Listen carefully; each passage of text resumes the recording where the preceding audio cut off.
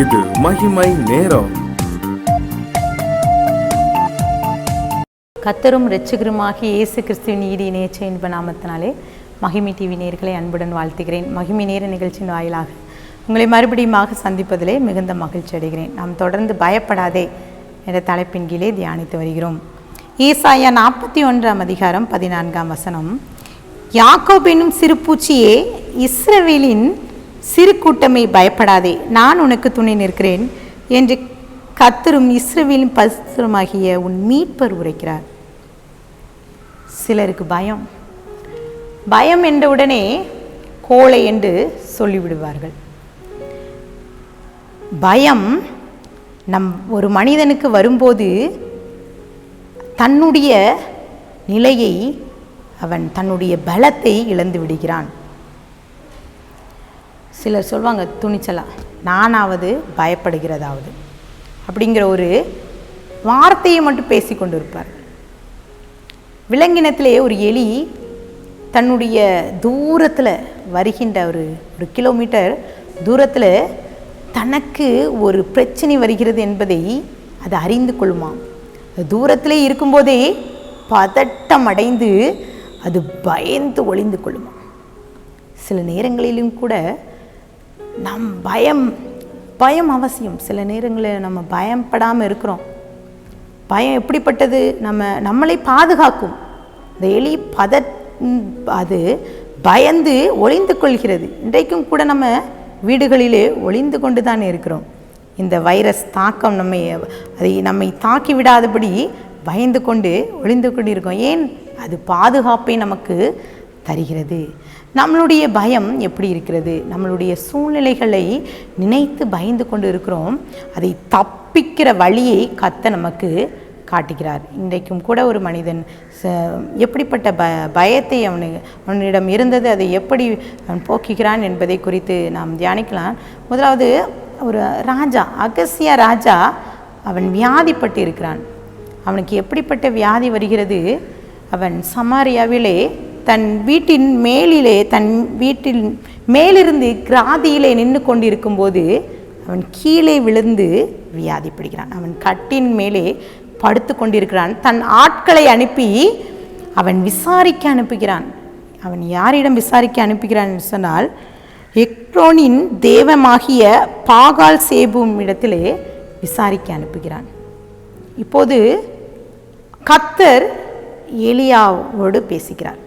இந்த அகசிய ராஜாவிடம் போய் சொல், அந்த ஆட்களிடம் போய் சொல், இஸ்ரவேலிடத்திலே தேவர் இல்லை என்று சொல்லி நீ இப்படிப்பட்ட புறஜாதி தேவனிடத்தில் விசாரிக்க ஆள் அனுப்புகிறாயோ என்று கேட்க சொல். கட்டில் மேல் இருக்கிற நீ அதை விட்டு இறங்குவதில்லை, நீ சாவாய் என்று சொல்லி அந்த ஆட்களிடத்திலே இந்த எலியா பேசி அனுப்புகிறார்.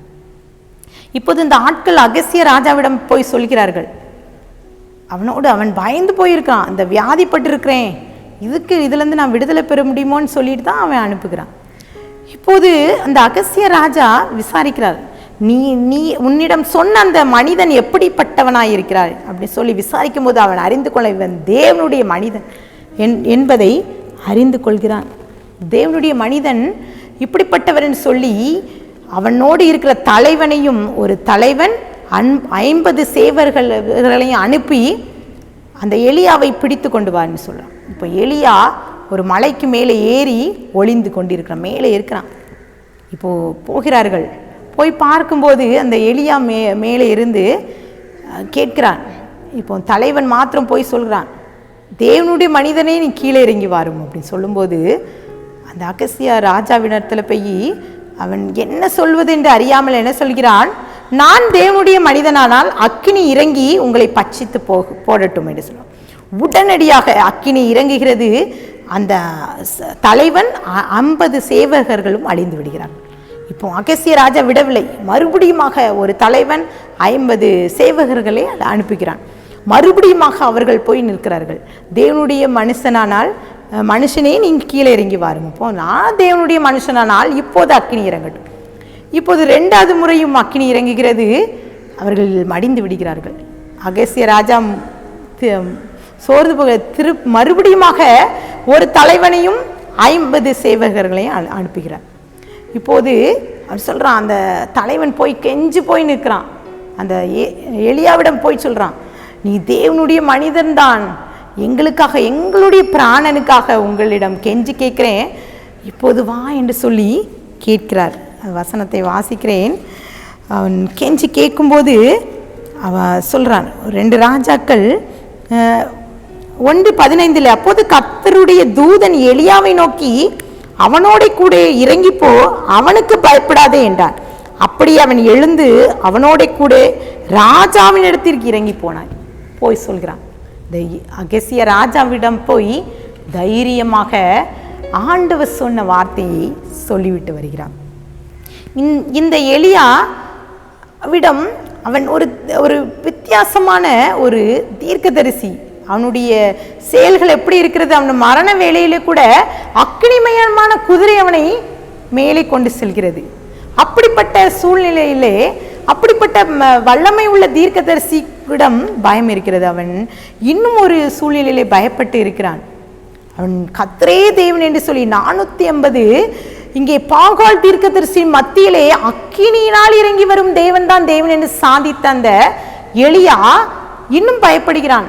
இங்கே அவன் செய்த செயலை ஆகாப்பு யோசபேலுக்கு சொல்லும்போது யோசபேல் சொல்றான், இன்றைக்கு நீ செய்தது போல, இந்த பாகால் தீர்க்கதரிசிகள் அழித்தது போல நாளைக்கு இதே நேரத்தில் உன்னை நான் அழித்து விடுவேன் என்று சொன்ன வார்த்தையை கேட்டு ஓடி போய் ஒளிந்து அவன் சூறை செடி கீழே படுத்து கொண்டிருக்கான். அப்போது ஒரு தூதன் அவனை தட்டி எழுப்பி, நீ போக வேண்டிய தூரம் என்று சொல்லி அவனை எழுப்பி அவனை தைரியம் ஊட்டுகிறார்.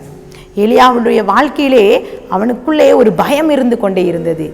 இன்னும் அவன் ஒரே ஒரு காரியத்தை சொல்கிறான். சாரிபாத் விதவையை பார்த்து சொல்கிறான், நீ பயப்படாதே. அவன் பயந்து போயிருந்த அந்த சாரிபாத் விதவையை பார்த்து, நீ பயப்படாதே, உனக்கு நீ கொஞ்சமாக அந்த மாவை பிசைந்து ஒரு அடையை நீ கொண்டு வந்து எனக்கு கொஞ்சம் தான், ஆண்டவர் பயப்படாது, இந்த பஞ்சத்தை நினைத்து நீ பயப்படாதே என்று சொல்லி தைரியம் ஊட்டுகிறார். அவனுக்குள்ளே தைரியத்தை தேவன் அருளை செய்கிறார். இன்றைக்கு கூட பயந்து போய் இருக்கிறோம். சூழ்நிலைகள் நிமித்த, பொருளாதார நிமித்தம், இன்னைக்கு சாப்பாட்டுக்கு வழி இல்லையே, இந்த கடன் பிரச்சனை, இப்போ இந்த சம்பவங்கள் எல்லாம் சூழ்ந்திருக்கும் போது ஒரு மனிதன், ஒரு குடும்பத்திலே ஒரு அக்கா சொன்னாங்க, போன லாக்டவுனில் நாங்கள் அந்த பேங்கில் உள்ள இருக்கிற லோனை வைத்து நான் சாப்பிட்டேன், இந்த வருடத்தில் இந்த லாக்டவுனில் எனக்கு ஒன்றுமே இல்லை, சாப்பாட்டுக்கே வழி இல்லை என்று சொல்கிறான். இன்றைக்கும் கூட ஆண்டவர் உங்களை என்னையும் பார்த்து பயப்படாதே என்று சொல்லி வாக்கு கொடுக்கிறார். நம்ம பயந்து போய் இல்லாதபடி ஆண்டவர் சமூகத்தில் ஒப்பு கொடுக்குறோம். கர்த்தர் நம்மை பயத்தை போக்க வல்லவராக இருக்கிறார். கண்களை மூடி ஜெபிக்கலாம். அன்பின் பிதாவே, மை ஸ்தோத்திரிக்க நினைக்கும் கூட இந்த வாரம் முழுவதும் பயப்படாதே என்ற ஒரு தலைப்பின் கீழே நாங்கள் தியானித்தோம். அப்பா, எங்களுடைய சூழ்நிலைகள் எங்களுக்கு மாறுதலாக இருக்கலாம். அந்த வைரஸ் தாக்கம் ஒருவேளை எங்களுடைய உறவினர்களை நாங்கள் இழந்து தவித்து கொண்டு இருக்கலாம். இல்லை வியாதியோடு மருத்துவமனையிலே நாங்கள் இருந்து புலம்பிக் கொண்டு இருக்கலாம். ஒரு வீட்டுக்குள்ளே இருந்து கொண்டு நாங்கள் அப்பா ஹவுஸ் அரெஸ்ட் பண்ணி நாங்கள் வீட்டிலே நாங்கள் தனிமைப்படுத்தி கொண்டு இருக்கலாம்ப்பா. நாங்கள் பயந்து கொண்டு அடுத்து என்ன நடக்குமோ என்று பயத்தோடு இருக்கலாம். ஒருவேளை சாரிபாத் விதவை வந்து அவள் தன்னுடைய ஜீவனத்துக்காக அவள் கவலைப்படுகிறார். கர்த்தர் அவளோடு இருக்கிறார். பயப்படாதே என்று சொன்னது போல அந்த மாவும் எண்ணெயும் குறையவில்லை. அவன் அதே போல் எங்களுடைய வாழ்க்கையிலும் கூட எந்த சூழ்நிலையும் கூட எங்களுக்கு வறுமை வராதபடி, பொருளாதாரத்தில் வீழ்வு வராதபடி, தேசம் அழிந்து விடாதபடி எங்களை பாதுகாக்க வல்லவருக்கு ஏசப்பா நாங்கள் எங்களை ஒப்பு கொடுக்குறப்பா. எங்களுடைய ஆவி ஆத்மா சரியத்தை நம்முடைய கரத்திலே நாங்கள் கொடுக்குறோம், தாழ்த்திக்கிறோம், இருக்கிறோம். மீட்பர் மூலம் கேட்கும் பிதாவே, ஆமீன், ஆமீன்.